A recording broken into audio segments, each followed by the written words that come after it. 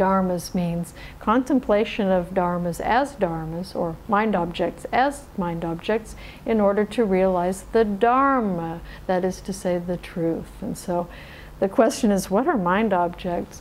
The mind objects, we have various groups of things which were cataloged and collated by monks who memorized and recited this information for many generations before they had computers and before they were writing things down. And so these mind objects, it's like a, what is the word, a filing cabinet? No, it's like a mental filing cabinet where you put your index cards and you say the mind objects, and out comes large number of items. The first are the 5 aggregates, which means basically the aggregates of the body and the mind, or physical and mental phenomena. We have first the physical aggregate, or the physical properties of the body, the inert matter aspect of the body, which is derived from the 4 great elements of earth, water, air, and fire. And these 5 this particular aggregate is called the rupa khan, or rub in Thai, rupa in Thai. Rub, it means everything which doesn't know. It's inert matter. It has no ability to know. It has no quality of conscious awareness at all. And so it's basically translated as physicality, form, or materiality, or inert matter. Nama, or the mind, is defined as everything which knows. And in the mind we have 4 additional aggregates. You have first is feeling, or vedana. That's the 3 main kinds of feeling, of happy, suffering, and neutral. You have memory and perception, or sanya, which is the marking function of the mind. It holds information without bias and just simply retains that information. We have also mental formations, or sankhara, which is like volitional tendencies, habitual tendencies. It's also called karmic formations. Some translated it as attitudes or judgment or judging. Some translated as intention. And so in Thai, they translate it as prung thang, which the word prung thang is also used when you're adding sauces and curry and spices to your soup. So it's sort of like conditioned formations. It's something you add to it.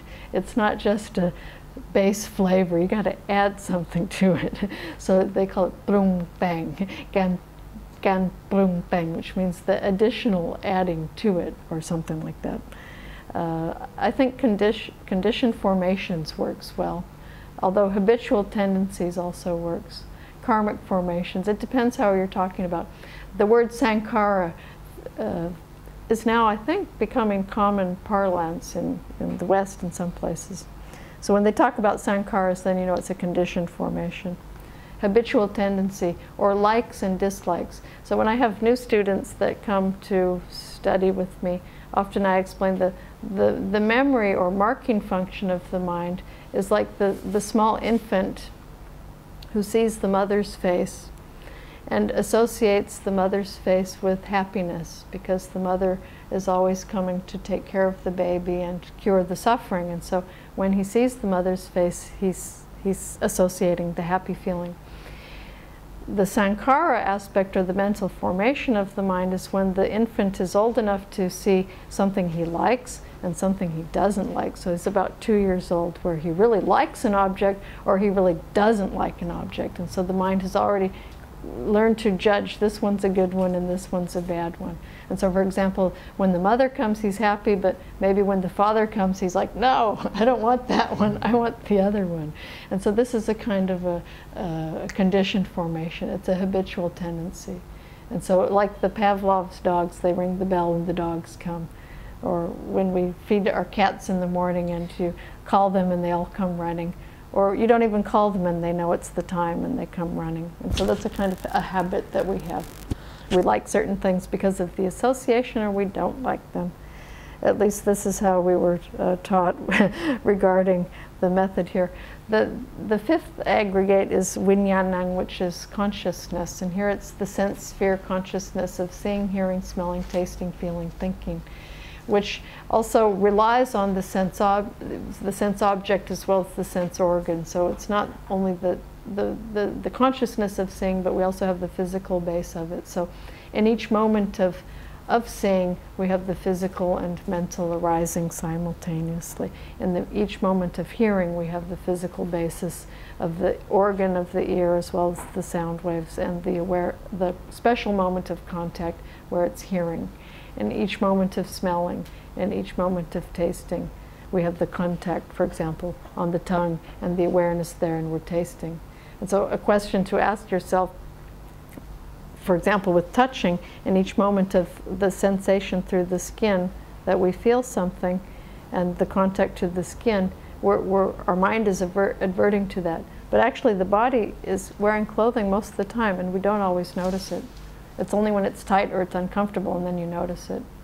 Or the tongue, for example, on the teeth. You'll go through the whole day and not really notice the taste of your mouth, and then you become aware and you notice it. And so this is showing you how the mind and the body are kind of different in a way. The awareness of that. Contact on the skin, that's the mental. The physical thing is there all the time, you don't even know it. It's only when you know it that the consciousness is arising. And so this is an example of a mind object. Another group of mind objects are the 5 hindrances. We have, they're called nirvana or obstructions, which means that they hinder the mind from developing concentration. If we're practicing types of tranquility meditation, we might suppress the hindrances, or we might bring about a strong concentration which substitutes the awareness from an unpleasant to a indifferent or a pleasant object, and so that the hindrances are pushed aside. But in the Vipassana meditation, the 5 hindrances were always used as a meditation object because they're conditioned formations and they lead you to a higher understanding. And so these 5 hindrances are basically sensual desire, or kamachanta, payabat, which means dislike, tinamita, which is sloth and torpor or contraction of the mind, udacha kukucha, which is worry and restlessness, and vichikicha, which is doubt. And so these 5 hindrances, once they arise in the mind, then the students were instructed to always note them, and if possible to note them until they fall away, until you can let go of it, or until you can come back to your main object. And so, for example, if the meditator was a smoker, which sometimes we have a person who's a cigarette smoker coming in, other people I don't know, but I don't tell them that they must stop immediately, but I tell them to reduce to your minimum number of daily necessary cigarettes and then use it as a smoking meditation. And note it. As soon as you want it, noting craving, craving, craving, wanting, wanting, wanting, desire, desire, desire, desire. And then they decide that you absolutely have to smoke that cigarette, then you will mindfully, step by step, go through this whole process of noting every movement and every action of smoking. Usually by about the third inhalation, it's like put it out and forget about it. Because of the nature of craving is very temporary too.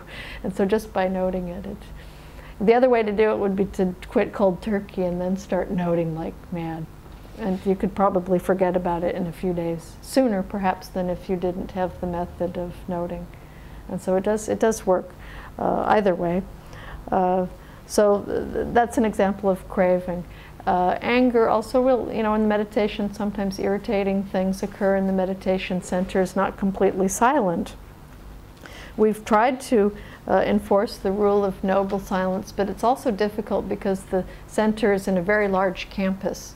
And so we have monks and nuns coming and going and novices, and if you can't tell the Thai people to be totally silent, then I can't have a double standard and make all the students have complete absolute silence. So we say, noble silence please, only what is necessary and germane to realizing nirvana, if that's possible. Otherwise please don't socialize or talk. And so there's minimal talking, if at all.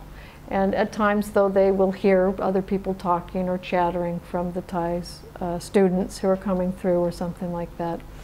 And so the instructions are to note the mind object of hearing, hearing, hearing, and if irritation arises, to note it, irritating, irritated, irritated, or disliking, disliking, disliking, or if it's angry, angry, angry, angry, angry. And so that's an example of contemplating the mind object. And eventually the person is like, okay, it's just this outside thing, it doesn't have to be in here too. And so this actually works. With sloth and torpor or sleepiness, that's a little bit more difficult at times because like Israel, Thailand can get really hot. And in the hot season it can be very humid, and so there's quite a bit of after lunch sleepiness in the meditation. And the students in the school often are encouraged to practice many hours during the day. It's like an immersion course, so it's not just a morning and evening practice, but they're running all through the day. And the afternoon hours were always the tricky ones, or maybe late at night, or for some people really early in the morning, as the students are encouraged to wake up at 4 in the morning at the latest. So sometimes it's sleepy, and then we're noting sleepy, sleepy, tired, tired, dull, dull, heavy, heavy, drowsy, drowsy, drowsy, and try to implement wakefulness, which is not always easy, but it's a worthy project. With sloth and torpor, another challenge for students also is anxiety or restlessness or distraction, and especially I think with the younger kids now who really have a lot of information coming electronically, and that somehow really is overstimulating. It's the students, young students we have now are quite different in some ways from 10 years ago. You can see a big difference. And so if you're finding that you're getting overstimulated by your electronic devices, maybe it's good to put a time limit on them. But for the students who are coming into practice, we're telling them to note, you know, anxiety, restless, distracted, unfocused, unconcentrated, however that appears in the mind when it does as a hindrance. The fifth of these 5 hindrances is doubt, and this can also be a challenge nowadays, especially again with the information media, because there's just so much information. There's just way too much, I believe. I mean, there's a universe of information on the internet, which is quite amazing, and that we have to filter this constantly. And so one way that we could remind ourselves, and perhaps remind our children, is to look for what is useful and to use that. And if it's not useful, to try to discern the useful from the useless. And when you can discard the useless, just discard it. And we do automatically by becoming a little bit absent-minded, I think. Many people are dumping the useless without realizing it, just forgetfulness it seems to be, but a lot of the information may be useless. And by useful, I'm actually translating the words kusola or kuson and akuson, or skillful and unskillful. So if it promotes positive, beneficial states, this is good information to have. If it doesn't promote them, then maybe it's better to set it aside. And so if it's creating inner conflicts, if it's creating more doubt, if it's taking away your self-confidence, perhaps it's something not to hold on to very much. With the new students who come in to practice, often they want to be able to read something. And one time we had several students who had attended some of my teachings that I gave in Seattle, and they were very inspired to meet with Ajahn Tong. And so when I brought them in for an interview with him, they're saying, "Oh dear teacher," they received lessons from him. They were telling him, "Oh dear teacher, it's so inspiring here in the meditation center in the monastery. We wonder if we could also read our favorite Dharma books while we're here." And Ajahn Tong, he likes to give just the bare, straight, pure vipassana. He doesn't want it adulterated. He'll give selected Dharma talks to the students at a selected time. And it's not like an everyday Dharma talk as you have in different groups. So it's really like try to get into your own mind and access the Dharma that's inside, because we all have it. And so Ajahn Tong, he says, read the Heart Sutra, meaning this one here. And so it's like we have so much time to do the outer tour. We could travel all around the world many times. We can tour through all the bookstores and, you know, buy or read these books online or at home or where. But very rarely do we have the time to really go inside and see what's inside. And so he says, read in Thai, Antamrajai, he says, read the Heart Sutra, which I thought was quite humorous. They didn't, I don't know if they got the joke, but and I don't even know if Ajahn Tong intended the joke, because I'm not so sure how aware he might be of Tibetan or Zen Buddhism. He's a very, very traditional Thai Vipassana master. We have, besides the 5 hindrances, five aggregates, 5 hindrances, we have again the 6 sense spheres, which I described, of seeing, hearing, smelling, tasting, feeling, and thinking. And these are also objects of the mind. And often a meditator in their meditation might have lights or colors or mental images appearing, especially when the hindrances have subsided. There will arise a certain level of concentration which actually comes with flashes of light, or they call it opad, or mental images, perhaps of trees or mountains or buildings or other kinds of objects, or maybe faces of people or Buddha images or things like this might appear in the person's perceptual field. And here the instructions were not, don't get excited, don't be upset, simply note it as seeing, seeing, seeing, seeing. And the early masters were very concerned for the students to note it until it disappears. We don't want to follow the byways of these subtle perceptual phenomena, because they come with a certain level of concentration. If once we attach to it, since we're practicing Vipassana as opposed to the samatha or concentration-based practices, as we're practicing Vipassana, we want to note it until they disappear. That way our progress in the stages of knowledge will continue. And so with regards to seeing or hearing, sometimes it might be an auditory sound, not a hallucination, but an illusion or nimit that appears. Maybe the sound of chanting, or a sound of some music or tones that you might hear. And the instructions were to note it, hearing, hearing, hearing, hearing, hearing. If you enjoy it, then liking, liking, liking, enjoying, enjoying, enjoying, and just to let it go. Same thing with smelling or tasting or feeling or any other sensory phenomena. And the idea is, as long as there's something there, you're not in nirvana, basically. The 7 factors of enlightenment are another group of mind objects, and this also begins with mindfulness. And so once we cultivate mindfulness, then automatically there will be some interest arising in the mind. We'll become interested when we begin to see the arising and ceasing of phenomena and how they come and go, and their impermanence quality.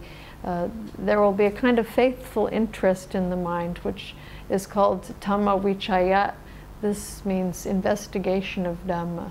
This interest and a little bit inspiration or investigation will start to occur. The mind will become more perceptive to seeing cause and effect, for example, or saying about impermanent suffering or non-self, or saying about how things arise and fall away. And so it's not an intellectual exercise as much as it's a realizational experience. And so with the Dhamma Vichaya, or investigation of Dhammas, there's also actual energy, because it's uplifting, it's inspiring. You start getting some subtle answers. And so the energy factor in the meditator begins to arise. And this actually comes with a certain amount of staying power. The person can really persevere quite a bit more with their practice. When we apply effort, then we get energy coming back. With energy and effort, as a result, there's tolerance and endurance which arise. And so you see also in the Buddhist teachings many encouraging talks about striving and putting forth effort and really working a kind of tapas, or inner heat, which is called atapi, perseverance and ardent endeavor. And that this creates a kind of inner alchemical process of purification. So when we put the effort, then comes energy. And once that starts working at a little bit higher level, then there's automatically a kind of an inspiration or upliftment. You actually feel the body becoming lighter. And instead of sitting heavily, there's quite a bit of upness that occurs. It's almost like an anti-gravity. The air element starts to suspend, and there's a lot of lightness in the body. And again, these phenomena can be very subtle and actually distracting. And so in the beginning stages, the teacher will have to guide the student very carefully not to fall onto a wayside with it or a sidetrack with it. And so he's telling them to acknowledge it very carefully. In the case of the 7 factors of enlightenment, this upliftedness is cultivated by acknowledging it, like they call it piti, or rapture. So you would note it as rapture, rapture, rapture, or lifting, lifting, or rising, rising, or lightness, lightness, for example. With this piti, or rapture, comes a kind of tranquility of the mind. It's as if the energy and effort are combined with concentration, and with the concentration element, it's a little bubbly, and yet the mind becomes quite peaceful and focused in a way. And so this tranquility, or passaddhi, as it's called, stabilizes the mind, which then can become very focused or concentrated. And so the 6th of the enlightenment factors is concentration, and from there it becomes equanimous.